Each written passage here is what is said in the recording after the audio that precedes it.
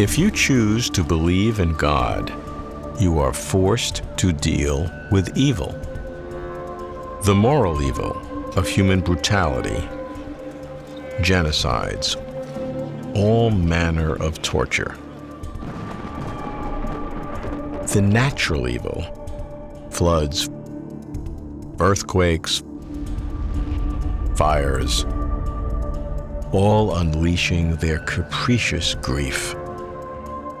Diseases of every kind, causing untold suffering, especially of children. The horrors of this world is the underbelly of belief, the soft, vulnerable target for those who attack the existence of God. Theologians have no tougher task than explaining evil, not just its presence, but its ubiquity and its enormity. How on earth can a God believer explain evil? Does evil disprove God? I'm Robert Lawrence Kuhn, and Closer to Truth is my journey to find out.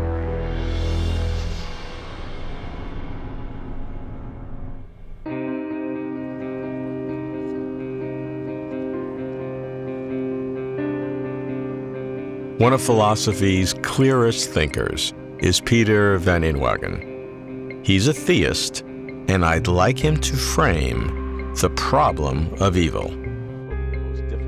We meet at Notre Dame. Peter, you talk about the magnitude, the duration, and the distribution of evil. Let's begin there in defining the scope of the problem. The phrase, the problem of evil, really means the problem of bad stuff. In a world created and sustained by an omnipotent and morally perfect and benevolent God, why are these vast amounts of truly horrendous stuff going on in the world? Well, if there were an omniscient and perfectly benevolent being who never did anything that was morally wrong, if there were such a being, is that there wouldn't be vast amounts of truly horrible things going on. But there are vast amounts of truly horrible things going on. Therefore, there is no such being. Well, it looks like one thing that a being who can do anything except what's intrinsically impossible can't do is perhaps see to it that a person act of that person's own free will one way or the other. Can't both give a person a free choice between A and B and ensure that that being choose A. That's pretty plausible. Well, that suggests why there might be some evil in the world, even if not all the kinds that we see. It might be that God gave people free choice. Some of them brought about some pain and suffering as a result of their free choice, and therefore God couldn't do anything about that. And why would he give them free will? Well, maybe having free will is an intrinsic good. Maybe it's better.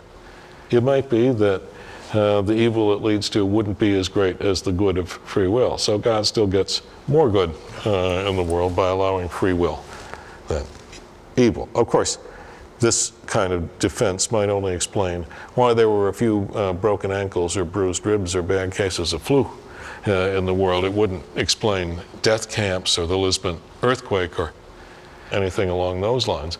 But at any rate, it might explain why there is some evil in the world. But we can't just say this much and no more. Now, on to an atheist, for whom it's not the problem of evil, which seeks to defend God, but the argument from evil, which seeks to defeat God. Quentin Smith is a prolific philosopher and an avowed atheist, who was more passionate about the riddle of existence than most theologians. Quentin, whenever I bring up the problem of evil to theologians, they get very nervous and they talk very fast. This is a problem for them. Do you think legitimately so?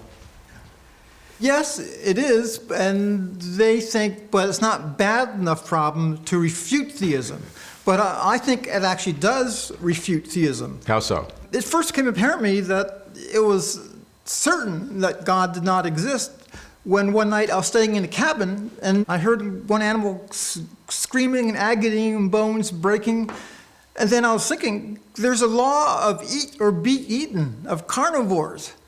And I was thinking that no good, all-powerful, all-knowing God will create a law where in order to stay alive, you have to murder some other creature or else be murdered by them and eaten by them.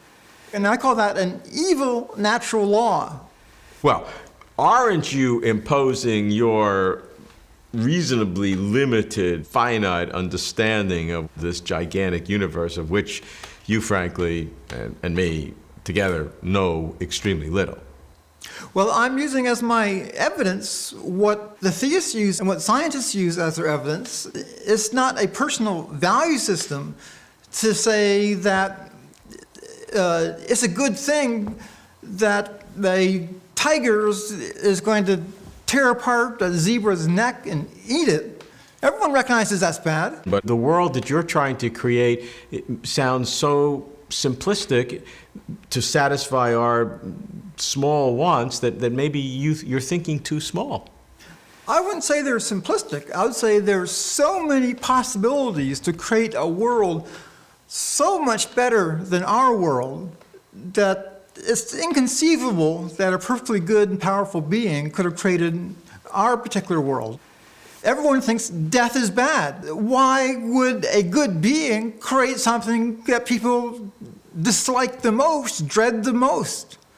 It just doesn't make sense. What about moral evil, the evil that human beings do to each other? Theists would say that's free will. Well, I think they're missing the problem. The real problem is, why would a all-powerful, perfectly good, all-wise being create such inadequate beings as human beings? And look at human history, how immature most people are, how selfish they are, how lacking in intelligence we all are, even philosophers. I don't take this personally, but... Even atheist philosophers. And also with such a limited capacity to do moral good, which is so easily harmed by, say, if somebody does something bad to somebody, then what's the reaction? It's not forgiveness, it's usually revenge or anger. But the argument is that it is because of that this gives a richness to the world so that people can struggle and work together and sympathize and build their character and build their soul, and so that it's a struggle. I think suffering and having moral evil done to you by other people makes you worse, not better. I mean, the Jews in the concentration camp, they didn't become morally better, more psychologically healthy because of what the Nazis did to them. And look at everybody else. When something very bad happens to them, caused by other people, they typically become worse, not better. So psychologically, ethically, in almost every respect.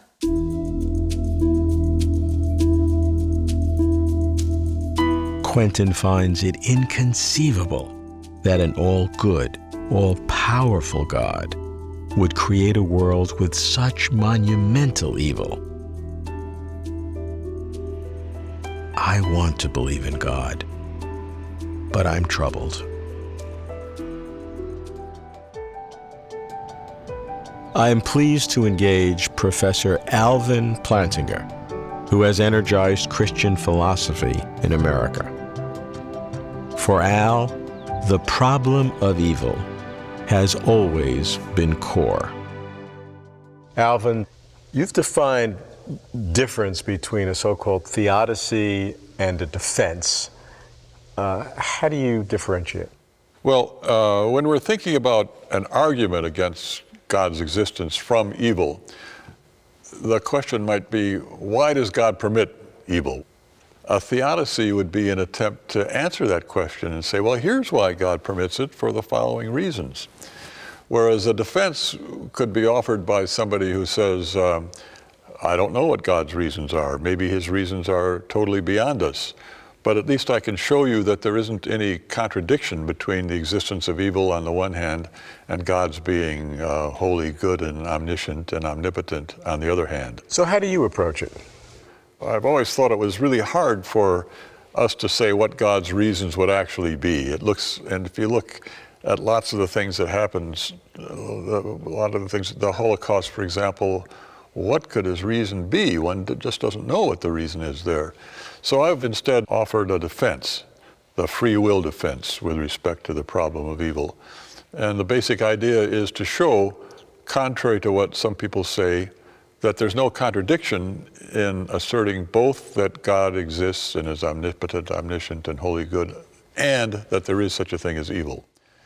How do you do that? Well, the free will defense roughly goes like this. God is omnipotent, but that doesn't mean that he can bring about just every possible state of affairs. So, for example, he can't cause it to be the case that I freely do something or other, freely give, say, $100 to my church. He can't cause me to do that freely. If he causes me to do it, I don't do it freely.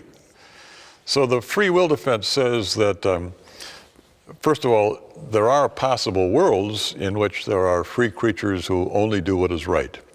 But maybe those worlds are ones that God can't create. But it could be that for any free creature you pick out, if God were to create that creature and put him in this in any particular circumstance you mentioned, any possible world you mentioned, that creature would do at least one wrong thing.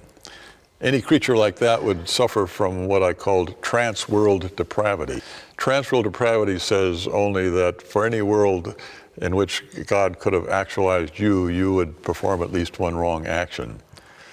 And that, therefore, God could not create a possible world in which there was no evil. Therefore, he could not create a possible world in which there were free creatures but no evil. Any world he created that had free creatures in it would contain some evil. And maybe that was a good exchange. Maybe the price was right, you might say, from God's point of view. You and others have eliminated the logical requirement that if you have evil, then you have no God. But you've not dealt with the magnitude and the enormity. So probabilistically, there's probably no God, even though logically you cannot exclude the possibility. That's certainly, that's the way things have gone. But now the suggestion is right, that the existence of all this evil just makes it vastly unlikely, extremely unlikely that there is such a person as God. Well, I think believers in God have to admit we don't know why God permits those in any detail at least. But the question is whether that makes it unlikely that God does have a reason. I mean, suppose God does have a reason. Is it likely that I would know? Would you and I be the first person he'd tell? Maybe his reasons are totally beyond our ken. Maybe we just don't know enough about what his circumstances are like to have any grasp of what his reasons might be. If it's unlikely that God would ever tell Al, it's even more unlikely he'd ever tell me. I like Al's weaker claim. He offers a defense against the argument from evil, which explains why the existence of God is not logically contradicted by evil, but he does not offer a theodicy, which would give the real reasons why God and evil coexist. This renews my hope in God, but I can't rely on hope. To Michael Tooley, a professor at the University of Colorado, the argument from evil is the strongest evidence that God does not exist. I think that evil provides really very good reasons, unfortunately, for concluding that God does not exist. So you're not happy God doesn't exist? No. I have atheistic friends who say, gee, you wouldn't want to see God existing. That seems very strange, right? I mean, look, God is all-powerful, all-knowing, perfectly good. It seems to me that that's just the sort of being you'd want to exist. I don't think my chances or your chances of surviving death are very good if there's no God, right? If there's God, at least there's a pretty reasonable chance. Yeah, so you would like God to exist, but you really don't think he does, and evil is probably the best reason why not? First of all, it's a very natural sort of argument, okay? I mean, in everyday life, when we look at how people behave, we draw conclusions about what they're like, okay, right? And the world is a stage for God if he exists, okay? And so if you look at what happens in the world, right, it looks like a very natural conclusion to draw concerning the existence of God and the nature of God, that God is, if there is a creator, he's not morally perfect. Well, we know there are different kinds of evil. There's massive evil, like a Hitler. There's personal evil and so-called moral evils. And then there are the natural evils of the world, whether it's earthquakes and tsunamis or animal suffering. I don't think the distinction is really crucial. Some people do. Now, suppose that you were more powerful than you are, more knowledgeable, and lived at the time of Hitler, and you knew that he had this great plan, okay, right? He was going to kill 6 million people, right? Suppose that you could have given him a stroke. What would you have done? You say, oh, don't know. If we imagine a God who has created the entire universe or multiverse, who has vast interest there, well, reality could be much more complex than our minds can conceive. Okay, you made an excellent point. I mean, what you've said, in fact, is that you could have these evils I referred to, Hitler, the tsunami, and so on, and have an all-powerful, all-knowing, perfectly good God. And that seems to be right. In the past, people tried to argue that was impossible, okay, that you couldn't have the two. I think that's wrong, but what I think is that you can have an all-good, all-powerful God who allows these massive evils because there's some greater good in some way. That's right, precisely, right. And so I think that sort of version of the argument from evil doesn't work. But the version I favor is one that says that those things are evidence against the existence of God, and unless you've got some sort of countervailing argument, they carry the day. So if you weigh the balance, obviously your scale would tip towards no God, but how close is it? Well, if there's only one evil you're looking at, it's really quite close, okay, right? I think all you can show is the probability that God exists is less than 1/2. So it's a bit worse than an even bet, okay? But as the number of evils go up, I claim you can prove that the probability goes down quite dramatically. But are you not admitting that there could be the greater good? Well, there could be greater good, but there could be greater evil. I mean, so if you appeal to unknown goods and evils, right, then of course there could be a greater good that justifies it, but there could be a greater evil that makes the situation even worse than it appears to be. I see. So therefore you stay, and that one evil makes it less than half, and if you have multiple innumerable evil, it becomes a probability factor that approaches zero as a limit. That's right. It's a very simple formula. If there are 1 million evils, the probability God exists is 1 over 1,000,001. Michael wishes there were a God. Me too. But evil does him in. Michael argues that every instance of evil makes the existence of God less and less likely. I'm ready again for how theists think that such an all-powerful, all-good God created a world with such massive, monstrous evil. Richard Swinburne's arguments for the existence of God are coherent and sophisticated. He doesn't shirk from the problem of evil, not from its kind, not from its scale. Richard, you've said that the onus of proof must pass to the theist because of this enormity of evil. Yes, I think that's right. One needs an explanation of why a perfectly good being should allow these things, and if one can't have one, that means that suffering presents an argument against the existence of God. And I think there would be something wrong with us if we simply shrugged our shoulders and said, well, it really is no reason for supposing there is no God. So, what do we do? The first thing to remember is that good human parents often allow their children to suffer, or indeed cause them to suffer, for a good reason. If there's some painful operation that will make the child better from some disease, parents put the child through that painful operation. So the mere fact of suffering doesn't mean that God is not perfectly good, but it does mean that we need to look for a reason why he would allow it to occur. With the case of human parents, we can see that there are 4 criteria which need to be satisfied if God is to allow an evil. The first is that it must be necessary for the occurrence of some greater good, and the second is that God must bring about that greater good. Thirdly, God must have the right to bring about the evil for the sake of the good. And the fourth is that the good must be good enough to outweigh the evil. Now, of course, God, unlike human parents, can do anything logically possible. But there are some things which are logically impossible, that is, the doing of which by God would involve a contradiction and therefore make no sense.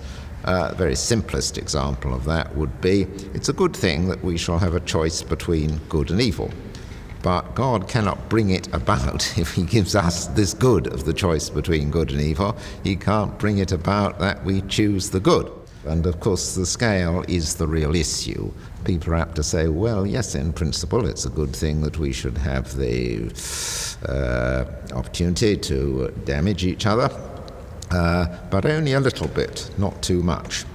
But then what would the world be like then? It would be a sort of toy world where, yes, we could cause them pain, but not intense pain. In that case, it wouldn't really matter what we did very much. If it's to be really up to us how the world goes, we must have very considerable responsibility. And that, of course, is what causes the problem. But now let's just see just how big that problem is. There is a limit to the amount of suffering we can cause to anybody, and that limit is roughly 80 years. That is to say, people have finite lives. We can't damage anybody forever. And there's clearly a limit, but they are very wide limits. And the point is, if they weren't very wide limits, we wouldn't be being trusted by God to look after each other and his world. A friend of mine has asked, my grandparents were killed by the Nazis. Did God set that situation just to enable these Nazis to have free will? Don't get me wrong, it's a horrible thing. But God was interested not just in the victims, but he was interested in the concentration camp guards too. And I think they were the real victims of the Holocaust. The Jews lost their lives, but the guards lost their souls. Well, I'm not happy with either side of this. Doesn't there have to be some recompense to those as individuals? Yes, God has to have the right to allow certain people to suffer for the benefit of others. Now, why does God have this right? Well, he is their creator. He has brought them into existence. He is their benefactor. And God has given so much that he has the right to take back some. But it may be that there are cases of people whose lives are such that, on balance, it is better that they should not have lived. But even if there's one, doesn't God have a responsibility to that one person? Yes, indeed. The duty of a benefactor, the duty of a parent, is to ensure that their life as a whole is good. And it follows that if God gave somebody a life which on this earth was, on balance, bad, then he has an obligation to compensate for that in the afterlife. Summing it all up, you've said that at the end of the day, the problem of evil does indeed detract from the probability of the existence of God, although not by too much. Among the criteria for the probability of a hypothesis are its simplicity.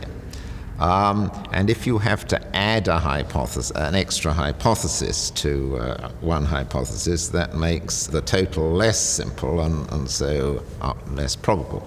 But they do make it a little more complicated, and for that reason do count a bit against it, yes.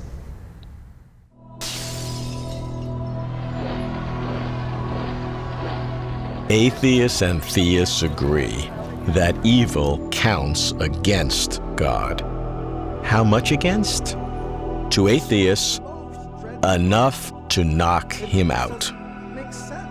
To theists, there must be an explanation. Maybe his reasons are totally beyond us. If I believe in the traditional God, who is all-powerful, all-knowing, and all-good, then I must explain evil.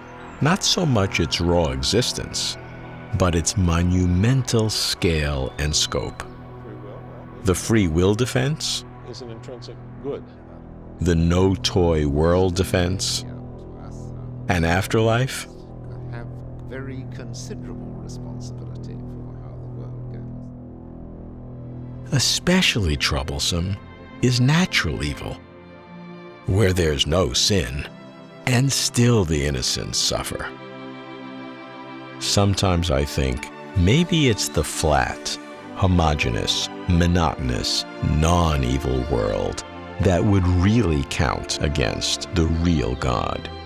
But I have no confidence that's closer to truth.